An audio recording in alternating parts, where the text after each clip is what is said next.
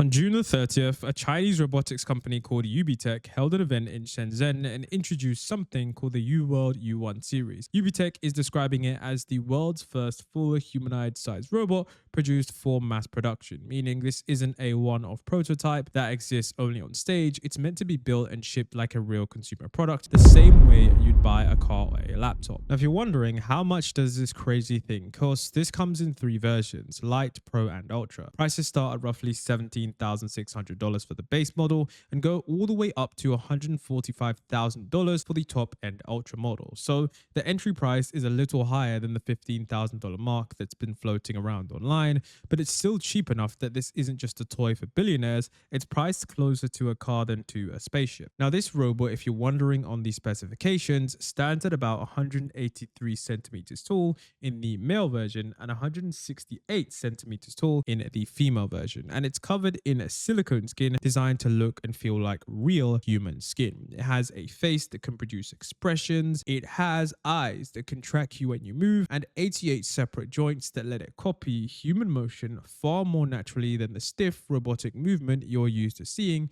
with other humanoid robots. By far, this is one of the most realistic looking humanoid robots we have ever seen. And the reactions that I'll get into later are going to show you guys exactly why. Now, if you're wondering about which company this is the company called Ubtechs. So this is the company that has actually been building humanoid robots for years. And in its earlier products, they were essentially building something called the Walker series. And the reason I'm going quickly over the history, I won't spend too long here, is so that you can understand just how quickly they've managed to iterate. So these robots that they previously built were super expensive, and these robots were never meant to be in the living room. At the new event though, they did say that they laid out a 3-stage plan for where humanoid robots are headed. The stage 1 is where, they want those robots to do dangerous work. Then stage 2 is everyday life, which is what we have now. And then of course stage 3 is where we have humanoid robots living alongside other without it feeling strange. So this is essentially the company's plan. They're going from stage 1 to stage 2 to stage 3, and this is essentially the evolution. The U1 is essentially their move into stage 2, and it's a much bigger jump than it sounds like, because it means the robot is basically trying to be likable, not just useful. So they're basically trying to shift from robots that are useful in a company to useful in a factory to likable in your home. So this is why they're focusing on the emotional side of the robot, because it's showing where that next stage of robotics is going to go. Now, the headline feature of the U1 is what Ubtech calls an emotion-aware AI model. According to the company, it can recognize more than 20 different emotional states in a person with over 90% accuracy. That's not just detecting happy or sad, it is going to be picking up on those finer signals in your voice, your face, and behavior to figure out how you're actually feeling in the moment.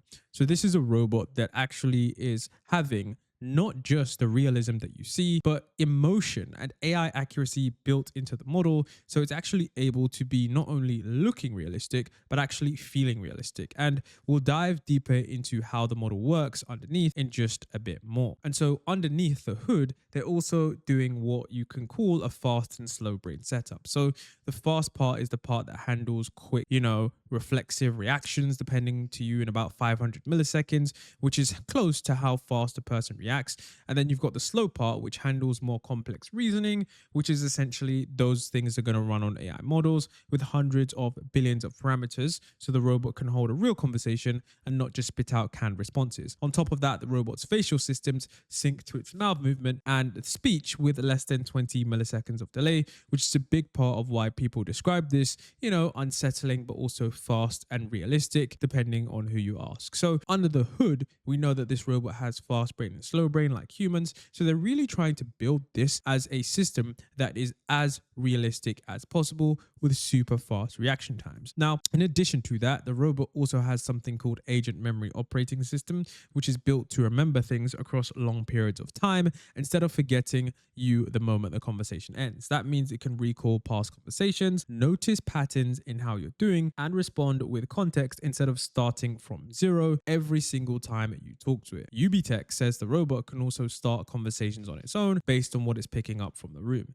instead of waiting for a wake word. And that is super interesting, because maybe that could be a little bit creepy if the robot just decides to talk to you out of nowhere. Now, That kind of memory and awareness is kind of what makes this robot a little bit different from the other robots like smart speakers that kind of act like a chatbot app. They are designed to feel like they know you. And that's where the story gets more complicated, because they didn't just stop at a robot that actually knows you.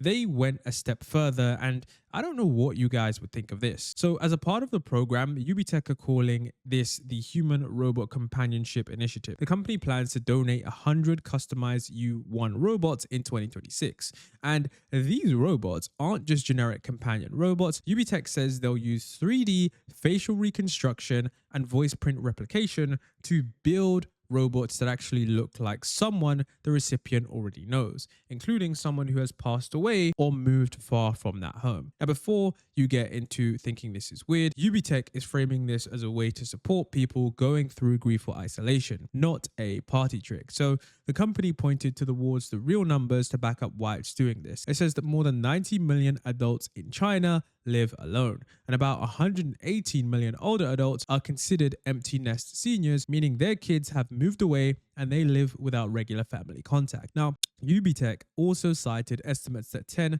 to 20% of people living alone meet the clinical criteria for a mental health disorder. And that context matters because it's a difference between a company built a creepy robot for fun and a company that's actually trying to solve a real and growing problem. And they're trying to do that in a way that also happens to be maybe a little bit uncomfortable for a lot of people looking at these robots, but both of those things can be true at the same time. And that's why this is one of the biggest features that people are talking about. They're not just trying to build robots that are just there to help you out. These robots are, I guess you could say, emotional companions. And I think that is one angle you have to look at it, because the loneliness crisis is real. Now, I guess we can talk about is, of course, the reactions. Coverage of the launch has been split into clearly two camps. A lot of outlets have focused on the technical achievement, calling it a genuine step towards, humanoid robots. You can see, besides showcasing their new android, I believe today's Ubtechs announcement is pushing towards more research areas such as synthetic skin,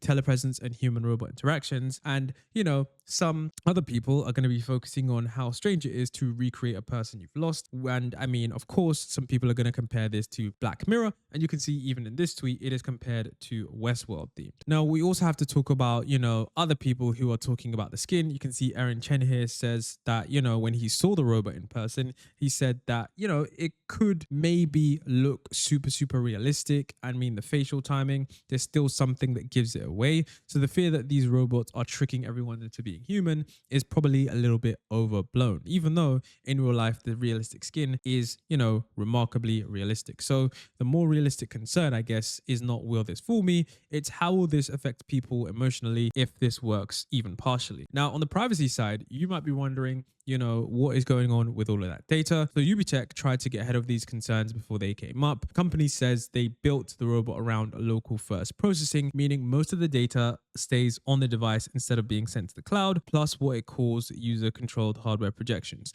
And that's a direct response to the obvious question people ask about a robot that watches your face, learns your emotional patterns, and remembers everything you tell it. Where it does all of that, information actually go? People are going to be wondering. Now, if we step back from the emotional side for a second, because there's a bigger story happening underneath all of this. China isn't just building one interesting robot, it's racing to dominate the entire humanoid robot industry. And the U1 is one piece of a much larger picture. Companies like the Unitary and AGI Bot are already shipping thousands of humanoid robots each year, and reports now suggest that Chinese companies control around 90% of the humanoid robot supply chain, from the actuators and motors down to the components that make movement possible. So China is going all in on robotics if you haven't been paying attention, and it looks like they're poised to take over 90% of the market, with honestly projections going even further. Now, let's actually take a look at more on how China is taking over this robotic supply chain. So you can see here that it talks about the fact that China is running the EV playbook on humanoid robots and it's working,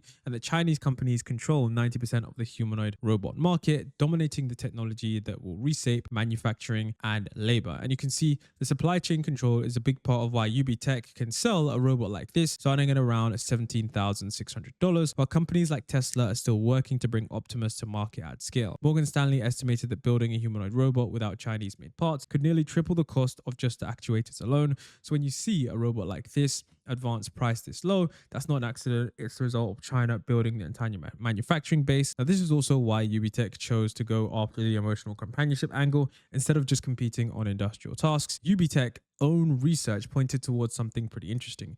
People show more interest in a robot that offers them comfort than in a robot that can do dangerous work for them in a factory. In a market that's about to get crowded with humanoid robots doing similar tasks, they've opted to go down the road that makes people feel something, and I guess that is going to be their competitive edge. They're not shooting for a marketing angle, they're shooting for emotion, being lifelike, and being, I guess you could say, linked to what some humans actually do want, which is of course real companionship, or I guess in some cases lifelike companionship. And of course these robots are taking that to a completely new level. Ubtech, if you don't believe that this is real and the demand is there, Ubtech says they've already got 13,000 orders for the U1 by the day of the launch event, which is more than some of the some of the company's entire annual sales of the industrial robots in the past years. And that suggests that there's a real demand here, not just curiosity. The first deliveries are expected to start rolling out to buyers in China, with a donation program for the 100 customized companion units also set to begin later in 2026. The bigger question is whether this stays a China first product or starts showing up in other countries. Right now, the U1 is being sold and marketed specifically for the Chinese market, built around Chinese demographic problems like the aging population and the huge number of adults living alone. Whether Ubtech tries to export this model and whether other countries are even ready for a robot that can be built to look like a specific person is still an open question. Regulators outside China haven't weighed in yet, and given how fast the space is moving, this is probably going to change soon. So let me know what you guys think about these humanoid robots. Are you a fan? Do you think China's evolving too fast? Do you think this is creepy? Do you think this solves a real world issue? I think this is one of the most interesting things, and I'd love to know your thoughts. I'll see you guys in the next video.